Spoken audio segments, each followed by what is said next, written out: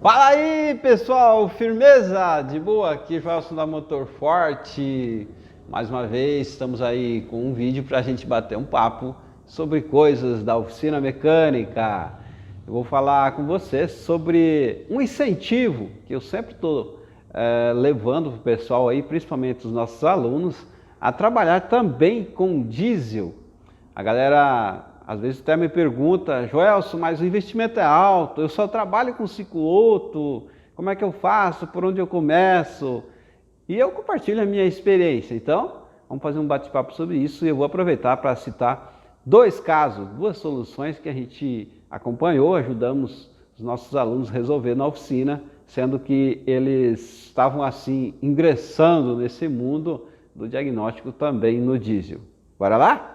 Pessoal, antes da vinheta, se inscreve no canal, siga nós nas redes sociais também, no Instagram, é @motorfortetecnologia, sempre tem dica nova lá. Valeu? Deixa seu like, roda a vinheta aí.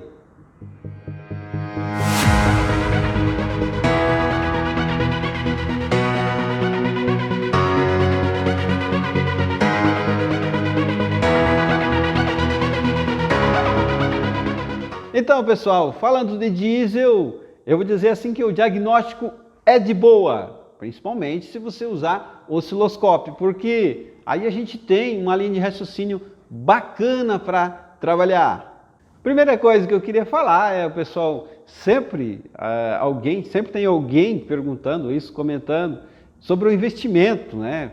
Para trabalhar com diesel eu preciso ter um equipamento caro, eu preciso de um ferramental para testar bomba, para testar bico injetor, senão eu não consigo fazer nada. Pessoal, essa preocupação é uma coisa periférica, tá? Isso é uma coisa que deve se deixar para um segundo momento. Primeiro, você não precisa ter o teste de imediato de bomba e bicos, né? Existem empresas que fazem isso. Segundo, grande parte dos problemas que acontecem no diesel não tem nada a ver com bomba e bico, tá? É o dia a dia que a gente acompanha. Se for fazer uma estatística, a gente consegue até quantificar que quantidade de proporção de problema realmente é bomba e bico. Mas os dois casos que eu vou citar para vocês daqui a pouco exemplificam bem isso e provam que nem sempre, grande parte das vezes, não precisa nem se preocupar com bomba injetora e muito menos com bicos injetores, né, que são peças difíceis de testar e são peças caras. Então o que eu queria frisar aqui é que não tem necessidade de se preocupar com investimento. Grande parte dos problemas a gente consegue resolver bem tranquilo. Hoje em dia os scanners têm uma compatibilidade bacana, né? Mesmo você tendo um pacote aí só para passeio, linha passeio, né? Já grande parte deles já tem junto ali caminhonetes, tem van, então já dá para fazer muita coisa. Se você estiver utilizando osciloscópio, muito melhor ainda, tá? É claro que eu estou aqui incentivando a galera, vocês que nos acompanham, a começar a mexer com diesel, atender clientes que têm veículos a diesel, mesmo que você nunca trabalhou com isso, tá? Eu quero tranquilizar você que nos acompanha também. Claro que os alunos estão dentro dos nossos treinamentos EAD, por exemplo, tem aulas lá que a gente fala sobre isso e simplifica demais, né? Mostrando que o diagnóstico, grande parte das vezes, é compatível entre Otto e diesel. Então, para nós que temos experiência, ou seja, o profissional que já vem com uma larga experiência no ciclo Otto, né, ao longo dos anos, acompanhando, chegou nos flex e vai, para atender um veículo diesel, existe uma certa tranquilidade, né? Seguindo uma linha de raciocínio para estabelecer um passo a passo do diagnóstico. Por exemplo, diante de um problema, eu vou citar aqui dois casos. Primeiro, da Hilux. Essa Hilux chegou na oficina de um aluno nosso com a reclamação que não acelerava de jeito nenhum. Já passou em outros profissionais, já tinham feito um bocado de coisa, né? Bomba e bico é de praxe, né? O pessoal já tinha removido, testado, não encontraram nada, botou de volta, E nisso vai gerando custos para o cliente, né? E aí, seguindo passo a passo, como a gente orienta, né? É básico testar sinais de sensores de rotação e fase, mesmo que nesse caso, é um exemplo, não aparecia qualquer indício ou falha no scanner que direcionasse para um problema ali. Mas, olha só aí quando ele pegou o sinal de rotação e fase. Jogou na tela do osciloscópio, já deu para ver que tinha uma coisa errada ali, né? Observe que é como se a roda fônica tivesse com duas falhas, né? Veio a falha original e depois, ali onde está circulado em laranja, né? Tem como se fosse uma segunda falha. Aquilo ali é que não existe na roda fônica. É simples de identificar isso, né? Já é um teste de entrada, né? Quando você começa a usar o osciloscópio, já de cara já pega esse tipo de sinais. É básico, né? Assim como no dia a dia também. Você começa por ali, tudo parte dos sinais de informação de giro do motor. Então, se tiver algum erro ali, certo? Mas esse caso aqui, vamos dizer, o menino levou 5 minutinhos, estourado 5 minutinhos para pegar esses sinais. E é um caso que vem se arrastando, né? Vinha dando trabalho. Essa Hilux deu bastante trabalho porque não acelerava, então o pessoal desconfia de um monte de coisa. É claro que tem outros problemas também que dá para identificar com o osciloscópio para fazer um diagnóstico do problema desse. Vamos dar um exemplo aqui, o sensor MAF, o teste de um carro, por exemplo, vamos pensar aqui de um Onix, né? Um Onix 2019, e o teste do sensor MAF de uma Amarok é o mesmo teste, não muda nada. Então, seguindo esse passo a passo, facilita demais. Olha a compatibilidade quando a gente vem com uma linha de raciocínio por outro ângulo, né? Não de ir de cara como o tradicional, né? Bomba e bico, já remove e vê tudo, né? Não, a gente passa para a galera um passo a passo, né? A se seguir. E assim, nesse caso aqui, como vocês estão vendo, já no primeiro teste, o menino já matou o problema. A partir dessa imagem, ele desmontou e olha só aí a roda fônica. Tá vendo ali? Onde está marcado ali, mostrando onde estava, né, com, no caso ali, um dente quebrado. Então, não se sabe por que motivo, não sei se caiu alguma peça dentro ou alguém tinha mexido nesse motor, mas o certo é que essa roda fônica estava amassada. E o que dá trabalho para nós, né? Não identificar problema nela, né? Porque a central eletrônica, muitos casos, ela não tem protocolo, não foi desenvolvido protocolo para monitorar aquilo, tá? Aí é onde que entra a sacada do osciloscópio. É só ele que consegue mostrar para você um problema desse, né? Como exemplo aqui. Porque se me perguntar, tá, professor, mas por que isso acontece? Porque a central eletrônica, quando o motor está girando, ela faz uma contagem ali dos dentes, né? Então, nesse caso aqui estava faltando um dente, ela fica identificando como se fosse uma falha. Então, toda hora que passa ali, ela começa a contar os dentes para identificar o PMS da sequência, e aí não encontra, e aí ela entra em confusão, e aí ela acaba aplicando uma estratégia, né? Nesse caso aqui, tem um sensor de fase, né? O que em partes até ajuda a confundir, né? Porque como no sinal do sensor de fase não tinha problema, a central tem capacidade de manter o motor funcionando só pelo sensor de fase. E aí, se fosse pegar, por exemplo, com um multímetro, onde você só consegue ver a tensão média ali gerada pelo sensor de rotação, você ia pegar o sinal também, né? Então, teste com multímetro, no caso desse aqui, não tem poder de fazer nada, né? Somente um gráfico desse que consegue ficar claro o problema que, no caso aqui, foi resolvido. Trocou a roda fônica, voltou ao normal, o carro acelerou, pronto, foi embora, resolvido. Simples assim. Agora, a S10. Vamos relatar o caso dela aqui para vocês. Olha só, essa S10, modelo 2010, aquela S10 motor MWM, ela tinha um problema assim que só funcionava com spray. Jogava descarbonizante ou desengripante no coletor, funcionava tranquilo, beleza, acelerava, só que na partida tinha esse problema. E aí, básico, né? A galera já remove bico, já tinham mexido com isso, bico, bomba injetora e tal, e lá vai aquela novela, né? Aquela coisa. E é aquilo que eu falo para vocês, já tinham removido 2 vezes, bico e bomba, 2 vezes, testado e nada de achar o defeito. Não tinha, né? Bomba e bico estava tudo beleza. E aí até que chegou para o menino que ele até foi um desafio, porque o primeiro veículo diesel que ele atendeu, né?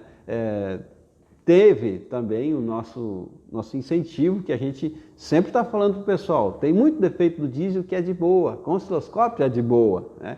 Então, conforme a gente vai incentivando, também a galera toma coragem, né? E começa a dar uns passos a mais aí, né? Para atender melhor, e é uma necessidade, né? Por exemplo, se você tem um cliente que é um bom cliente, né? Sempre teve aquela saveirozinha dele, né? A estrada, ou seja, qualquer veículo, né, do ciclo Otto, e vai, daqui a pouco ele resolve comprar um carro a diesel. Você vai perder o cliente? É complicado, né? Então, a nossa profissão sempre está nos desafiando e devemos sempre estar superando, né, esses desafios. E no caso de iniciar, né, também colocar a mão em veículos diesel, é uma coisa muito promissora, né? São serviços que têm um valor agregado legal, né? Os clientes também são clientes que tendem a valorizar mais o nosso trabalho. Então, assim como eu trabalho, muitos anos, o tempo todo trabalhei nas 2 linhas, a gente tem uma tranquilidade por causa disso, por causa de seguir uma linha de raciocínio por um ângulo diferente, tá? Todos os veículos a diesel que eu trabalho, para chegar a remover um bico injetor para fazer teste ou uma bomba, cara, leva um tempo, porque eu varro uma série de coisas. E vou dizer, a proporção que realmente chega nessa necessidade é baixa, é muito baixa. Dá para fazer muito diagnóstico, dá muito problema na parte de sensores, na parte de sincronismo, na parte de próprio chicote elétrico. Então, dá para ir muito longe, mesmo antes de se preocupar com bombas e bicos. Bom, a S10 tinha esse problema. O pessoal desconfiou de sensor de rotação. Nesse caso, na verdade, o scanner acusava, né, aparecia falha de sensor de rotação. Porém, o carro andava normal, só tinha essa dificuldade durante a partida, que só funcionava com spray. E aí, o pessoal trocou um sensor, não resolveu. Trocou outro sensor, não resolveu. Né?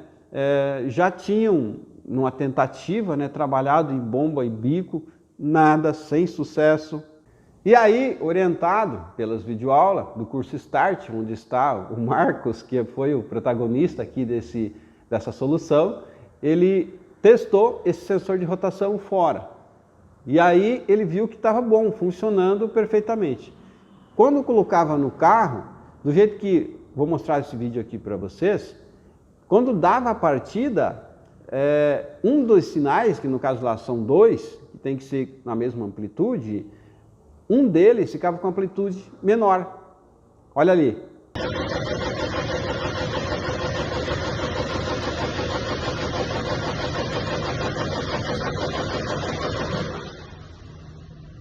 Dá para ver bem nítido ali que o sinal que está na parte de baixo do osciloscópio, ele está bem menor, menos da metade do tamanho do outro. Ali é onde que ele iniciou a linha de raciocínio de desconfiar, né, a origem desse problema. Aí, inicialmente, né, até a gente comentou com ele que podia ser um problema de chicote, trabalhou no chicote, não encontrou nada, mas o problema persistia. Aí, seguiu para dentro da central, desconfiando que a central que estava fazendo o corrompimento desse sinal, ou seja, estava matando ele, matando um deles. E aí encontrou o problema. Tinha solda fria, alguns pinos um pouco soltos lá dentro da central, refez a solda e pronto, acabou o problema, a amplitude já voltou ao normal, como tem que ser, e resolvido o defeito da caminhonete. Deu um pouco de trabalho a mais do que a Hilux, apesar que o scanner indicava problema no sensor de rotação, né? Mas a gente sabe que há casos que o veículo não funciona e aí já grava erro de sensor de rotação, tá? O que faz confundir um pouco, tem essas pegadinhas também, né? Já aconteceu várias vezes comigo e com outros colegas também, né? Acontece, é coisas que às vezes o motor gira muito, não funciona, e aí não funciona por outro motivo, porém por não funcionar, às vezes o protocolo de monitoramento dentro da central eletrônica gera um defeito de CKP, de sensor de rotação, mas o problema não está nele. Então, nesse caso também tinha essa dúvida, mas aí foi essa diferença de amplitude ali vista pelo osciloscópio é que gerou a primeira linha de raciocínio de por onde seguir, né? Por onde seguir a caçar esse problema. Bom, solucionado o caso, foi só alegria, né? E identificou-se que não tinha necessidade daquele monte de coisa que tinha sido feito.